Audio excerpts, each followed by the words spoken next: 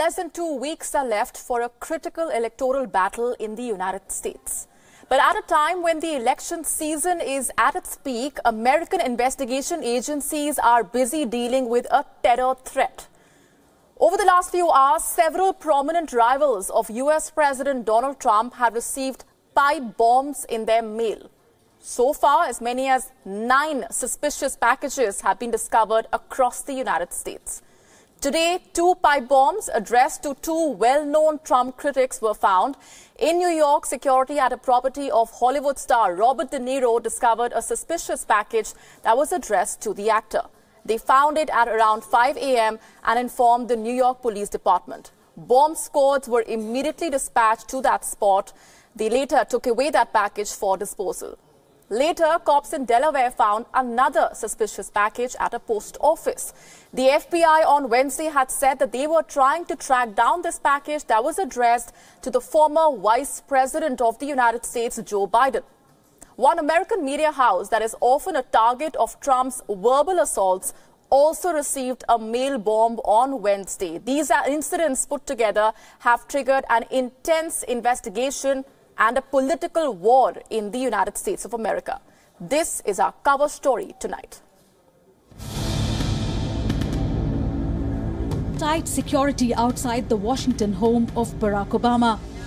America's Secret Service stepped up security of the former American president after they found a suspicious package in their mail.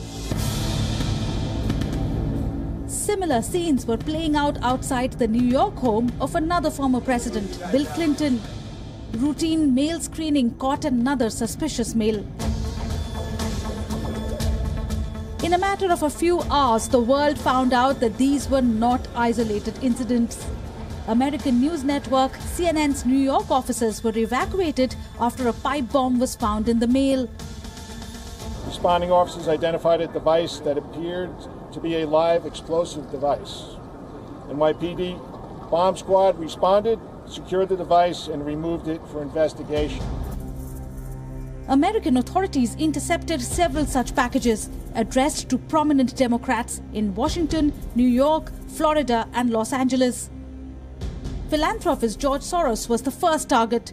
He received a pipe bomb at his New York home on the 22nd of October. Obama's former Attorney General Eric Holder and prominent African-American Maxine Waters also received suspicious packages. It did not end there. Reportedly, a suspicious package was found at a property owned by Hollywood star Robert De Niro. All those who were on target are regularly criticized by the right wing in America. Many of them have been subjected to verbal assault by Donald Trump. The American president has promised a thorough investigation. The full weight of our government is being deployed to conduct this investigation and bring those responsible for these despicable acts to justice. The attempted attacks come during the peak election season in America. The upcoming midterm election is a must-win for both the Democrats and the Republicans. Trump is being accused of putting lives of his rivals in danger through his rhetoric. These claims will only add to the highly polarized political debate in the coming days. Bureau Report, Wion, World is One.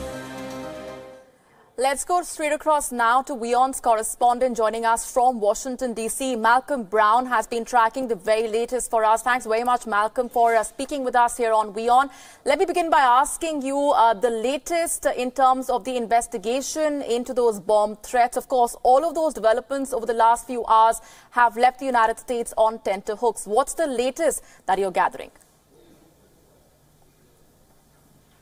We're up to 10 suspicious packages now. There were 2, in fact, addressed to former Vice President Joe Biden. So 10 suspicious packages, and this is now a major multi-agency effort. The FBI making it a top priority, not surprisingly, given, as you've just reported, 2 former presidents were among those targeted by this bomber or bombers. So this is a very large investigation. The Postal Service has its own internal investigative capabilities. You've got the New York Police Department, which is a very substantially sized and well-resourced department, also involved. The FBI, so federal level investigation as well. All of those coming together, making this basically a top priority for all of those agents right now.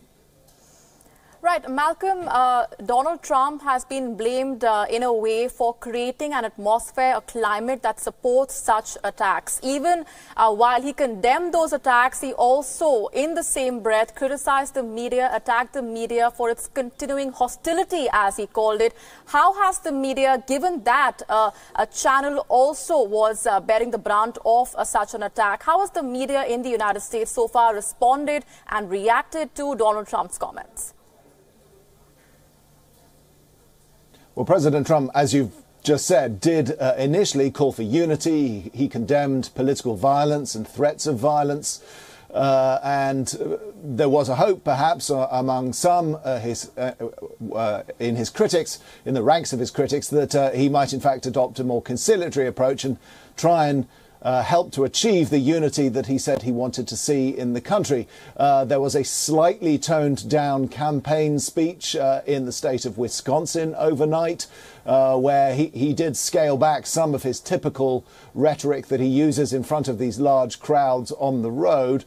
But if there was a hope that he was going to back down substantially, that hope was pretty much dashed. I mean, even in that campaign speech, he was going after the media. And then in a Thursday morning tweet, he went after the mainstream media again, accusing them of being responsible for a lot of the anger that exists in the country and not really accepting any personal responsibility, which is what his critics say he should be doing.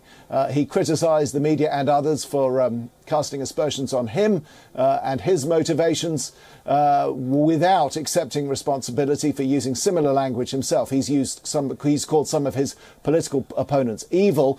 In response to the media, particularly CNN, which is the media outlet that people are looking at most closely, it is an outlet that he has singled out pretty regularly, or all the time, in fact, for criticism. It's also one of the entities that received one of these suspicious packages. CNN on-air anchors saying that the network will not back down, that it will continue to report the facts as it sees them and finds them.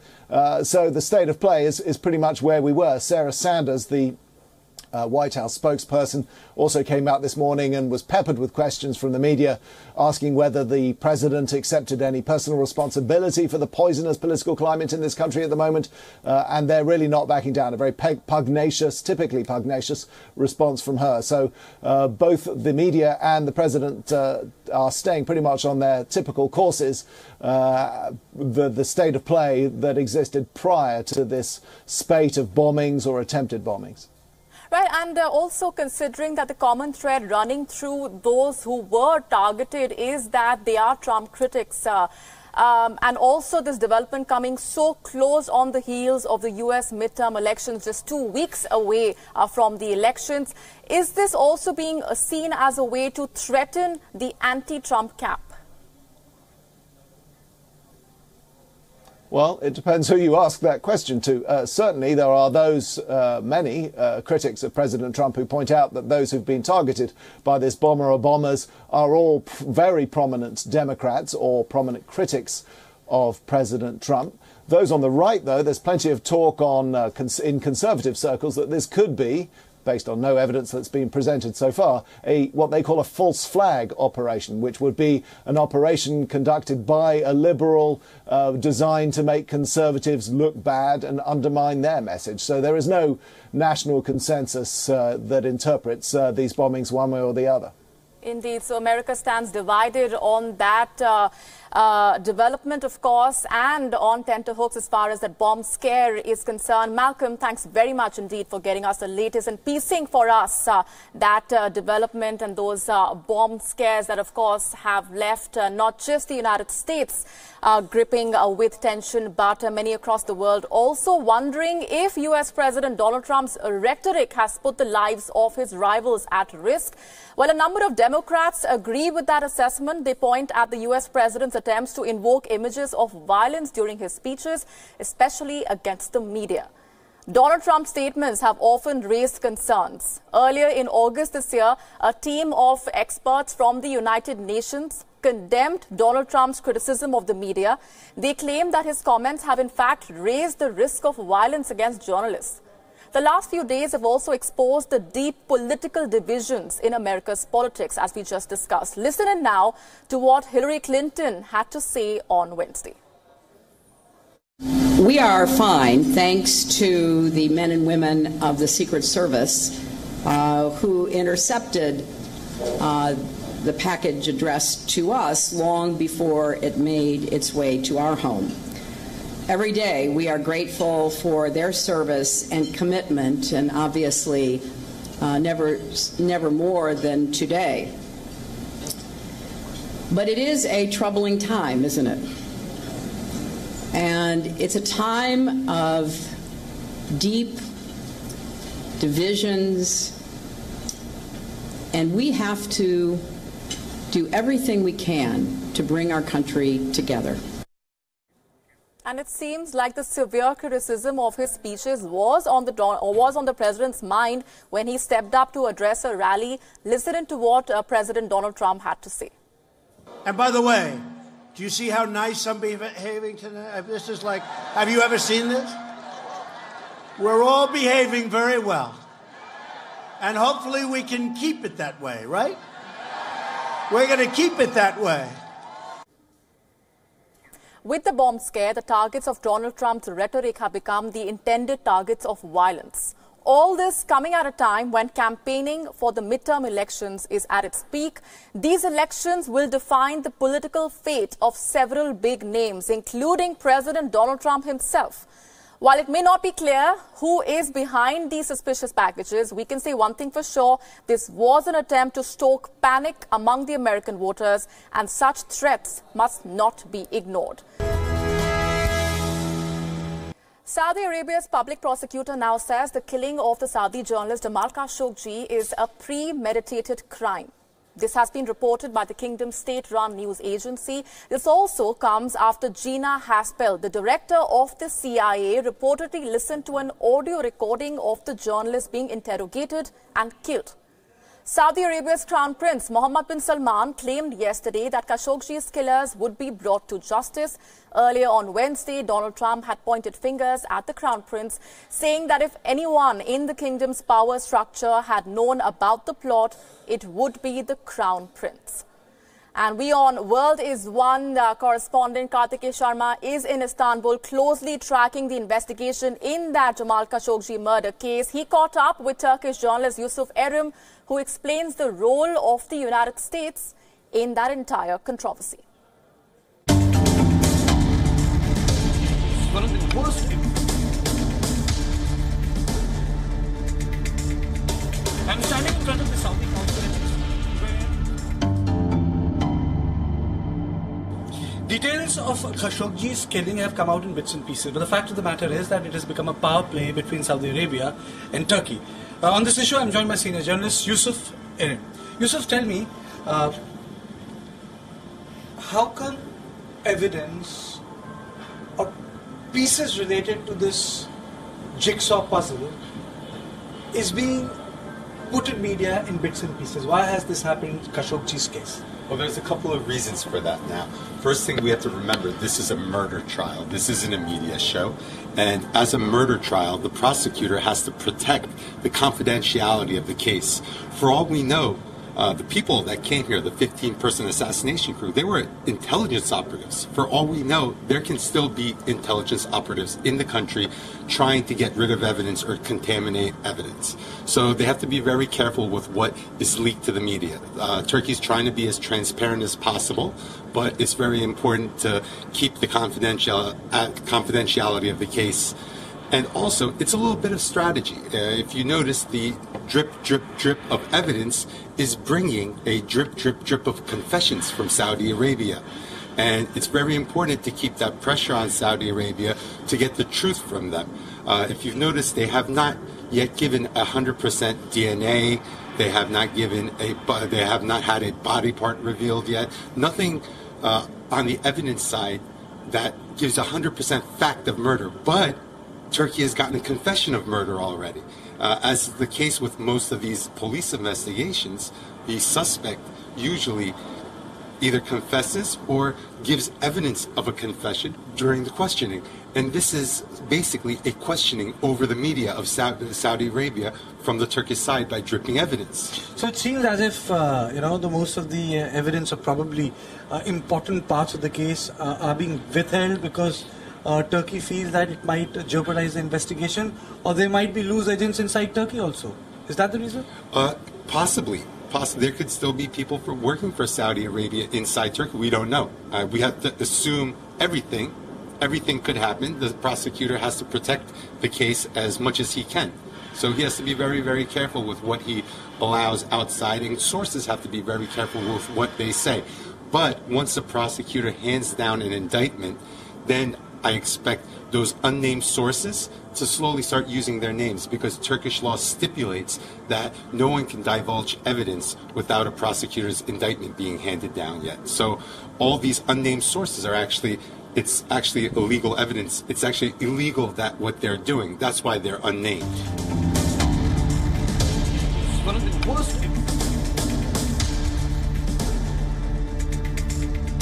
I'm standing in front of the Saudi consulate.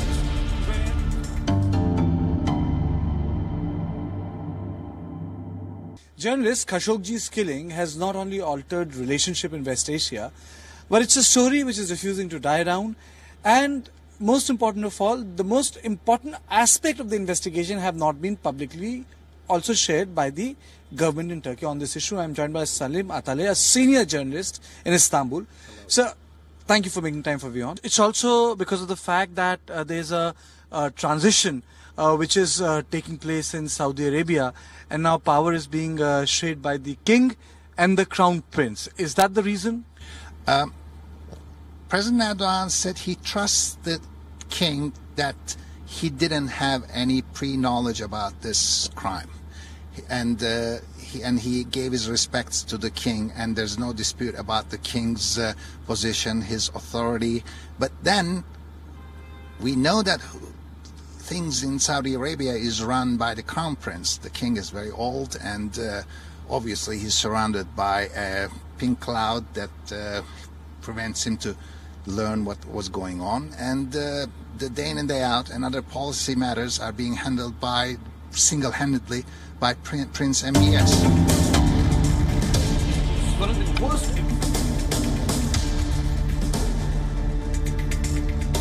I'm standing in front of the Saudi consulate.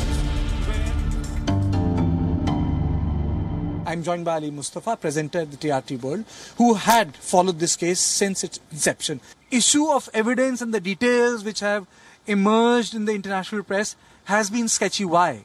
Jamal Khashoggi, a 59-year-old Saudi national who was a permanent resident in the United States, entered this consulate Through this gate? Through this gate on October 2nd.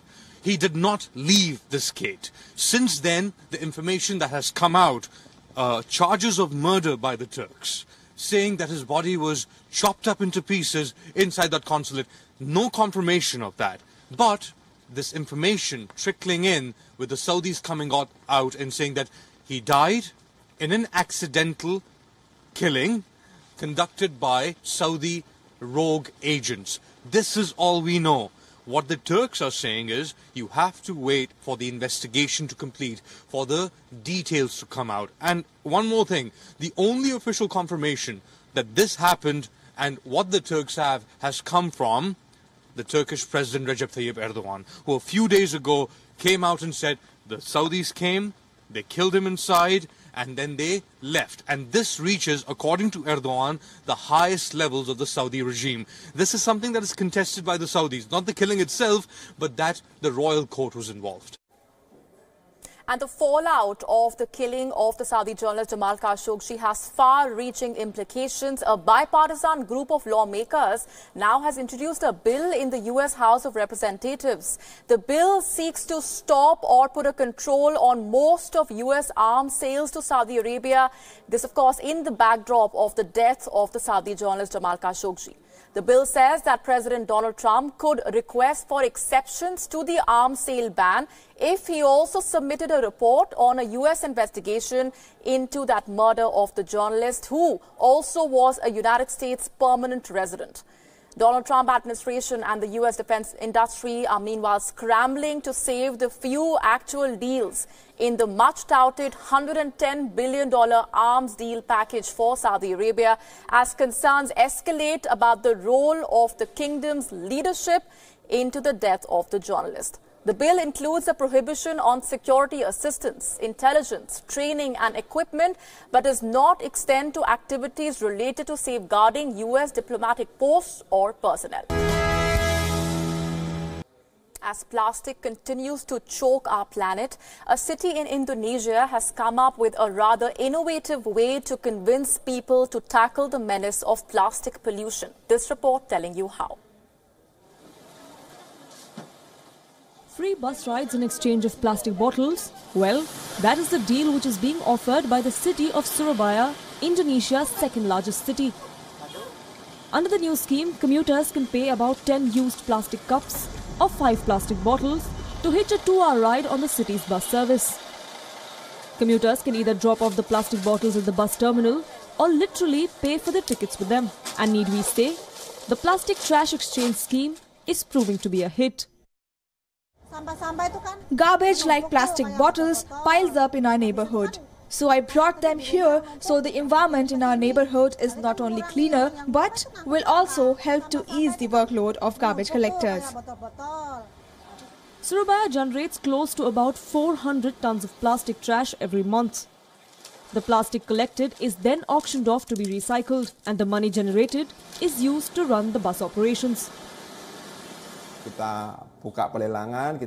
We will open the auction and look at the incoming offers. Usually before the auction, we will prepare an appraisal to determine what is the most feasible plan to bring the highest value for the city government of Surabaya when we sell those plastic goods. This city is the first city in Indonesia to implement this scheme. It hopes to be completely plastic-free by 2020. Indonesia is one of the biggest contributors in the world for plastic waste, and through this initiative we hope to raise public awareness on environment, especially issues that relate to plastic trash. With a population of over 240 million, Indonesia reportedly generates the second highest amount of plastic pollutants in the ocean after China. And ridding Surabaya of plastic could be the first step in shaping a greener Indonesia. Bureau Report, World is One.